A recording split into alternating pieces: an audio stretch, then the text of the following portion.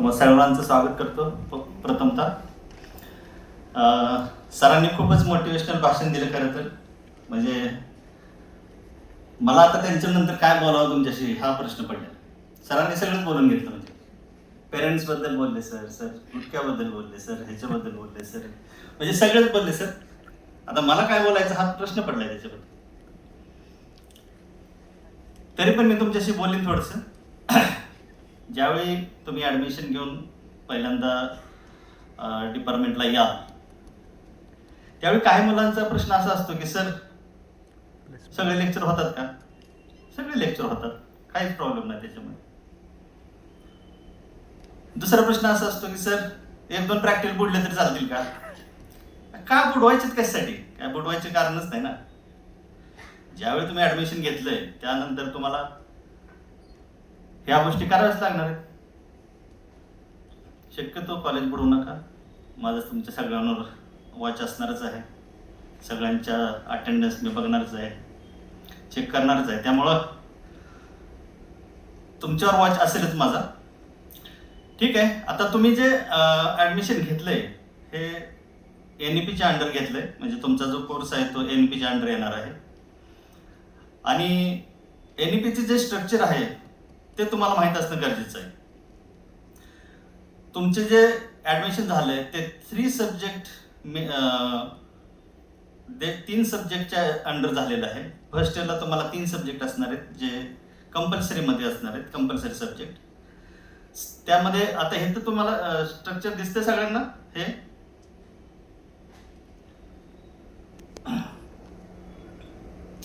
तर subject 1, subject 2 आणि subject 3 हे फर्स्ट इयरचे जे सब्जेक्ट आहेत ते कंपल्सरी सब्जेक्ट असणार आहे तुम्हाला. आणि त्यातून एक सब्जेक्ट जो आहे तो सेकंड इयरला मेजर म्हणून तुम्हाला येणार आहे. आणि दुसरे जे 2 सब्जेक्ट आहेत त्यापैकी एक सब्जेक्ट एका डिव्हिजनला मायनर म्हणून येईल आणि दुसऱ्या डिव्हिजनला दुसरा सब्जेक्ट मायनर म्हणून येणार आहे. आता सब्जेक्टच्या स्ट्रक्चरमध्ये जे 4.5 म्हणजे फर्स्ट इयर, त्याच्यामध्ये पहिला जो सब्जेक्ट आहे तो तुमचा कम्प्युटर सायन्स असणार आहे. दुसरा जो सब्जेक्ट असेल तो CS च्या कोर्ससाठी तो असेल मॅथमॅटिक्स आणि तिसरा असेल इलेक्ट्रॉनिक्स. त्यानंतर हे स्ट्रक्चर हे आहे ते सगळ्या कोर्सेससाठी सेमच राहणार आहे. म्हणजे डेटा सायन्सला पण हेच असेल, AIMला पण हेच असेल आणि तुमचा सायबर सिक्युरिटी त्याला पण हाच असेल. स्ट्रक्चर हे सिमिलर राहणार आहे. याच्यामध्ये 3 सब्जेक्टच्या नंतर फर्स्ट इयरला OE सब्जेक्ट आहे. तो OE सब्जेक्ट जो आहे तो तुम्हाला सिलेक्ट करायचा आहे. तुम्ही सिलेक्ट करायचा अदर दॅन सायन्स ब्रांच. म्हणजे आपल्याकडे आर्ट्स आहे, आपल्याकडं कॉमर्स आहे. त्या दोन्हीपैकी कुठला तरी एक सब्जेक्ट तुम्हाला लिस्ट दिली जाते. त्यातून तुम्ही तो सब्जेक्ट सिलेक्ट करायचा आणि त्याचे लेक्चर तुम्ही अटेंड करायचे. FY साठी जे हे आहे OEचं शेड्यूल ते 10:30 ते 11:30. अख्ख्या कॉलेजचं 10:30 ते 11:30 हे FY साठीचं शेड्यूल आहे. म्हणजे सगळे लेक्चर OEचे तुमचे 10:30 ते 11:30 होणार. तुम्ही कुठलाही सब्जेक्ट सिलेक्ट करा. फॉर एक्झाम्पल तुम्ही इकॉनॉमिक्स घेतला काय किंवा तुम्ही काय कुठला सायकोलॉजी घेतला काय, त्याचे सगळ्याचे लेक्चर 10:30 ते 11:30 होणार. फक्त क्लासरूम वेगळे असतील, त्या क्लासरूममध्ये जाऊन तुम्हाला ते अटेंड करायला लागतील OEचे सब्जेक्ट. तर त्याची प्रोसेस आता सुरू होईल. तुमची कुठला सब्जेक्ट तुम्हाला OE साठी सिलेक्ट करायचा आहे तसं ते सिलेक्शन तुम्हाला करता येईल त्याबरोबर. आर्ट्स किंवा commerce other than science branch असे ते असतं. त्यानंतर पुढचा सब्जेक्ट आहे SEC. SEC म्हणजे काय? Skill enhancement course. Skill enhancement course त्याच्या अंडर तुम्हाला स्टॅटिस्टिक्स हे विषयाचं प्रॅक्टिकल किंवा स्टॅटिस्टिक्सचं प्रॅक्टिकल असणार आहे. त्यानंतर IKS इंडियन नॉलेज सिस्टीम. त्याच्यामध्ये तुम्हाला IKS हा एक कंपल्सरी कोर्स आहे ज्याच्यामध्ये तुम्हाला एक जेनेरिक कोर्स हा सर आम्ही वागलीकर सर आता हा IKS आपण ऑनलाईन देतो, ऑनलाईन देतो. तर IKS हा कोर्स यावर्षीपासून ऑनलाईन होईल. त्यानंतर आहे VEC vocational value education course, value education course. त्याच्यामध्ये तो पण कोर्स तुमचा ऑनलाईनच होणार आहे यावर्षीपासून.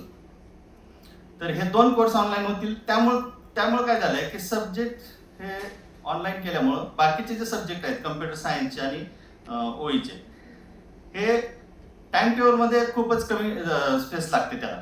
म्हणजे 4 दिवसात तुमचं टाइम टेबल संपून जातं, बाकीच्या दिवशी तुम्हाला फक्त प्रॅक्टिकल करावं लागेल.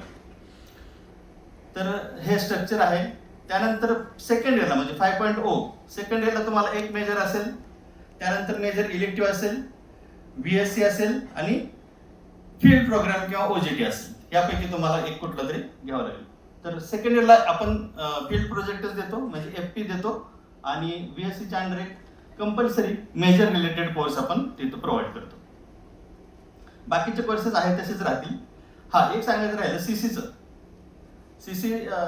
CC म्हणजे को करिक्युलर कोर्स. तर त्या कोर्समध्ये तुम्हाला आकाश सर आहेत आपले, ते बघतात सगळं. तर त्यांच्याकडून तुम्ही त्यांच्याकडे एक लिस्ट असते, त्याच्यातून कुठला CC घ्यायचा किंवा काय करायचं ते आकाश सर तुम्हाला सांगतील नंतर. तर बाकीचं स्ट्रक्चर सेमच आहे. ASCचं सांगायचं राहिलं, ASC म्हणजे तुम्हाला इंग्लिश हा कोर्स कंपल्सरी करावा लागेल. त्याचं पण लेक्चर होतील, आपल्या इथेच होतील डिपार्टमेंटला. त्यानंतर 5.5 म्हणजे TYचं, त्यामध्ये तुम्हाला मेजरचे सगळे सब्जेक्ट असतील. तर हे असं स्ट्रक्चर आहे. तुम्हाला फक्त जे मेजरचे सब्जेक्ट आहेत तेवढे कंपल्सरी अटेंड करावं लागतील. बाकीचे तुम्हाला जे आहेत ते याच्यामध्ये फर्स्ट इयरला जे आहेत ते फर्स्ट इयरच्या याच्यामध्ये तुम्हाला मिळतीलच. इंग्लिश असेल किंवा काय ते टाइम टेबलमध्ये त्याचं शेड्यूल होईलच. ठीक आहे. वाघोलीकर सरांना NEP बद्दल काहीतरी सांगायचं, ते ह्याच्या स्ट्रक्चर बद्दलच काहीतरी सांगायचं. तर सर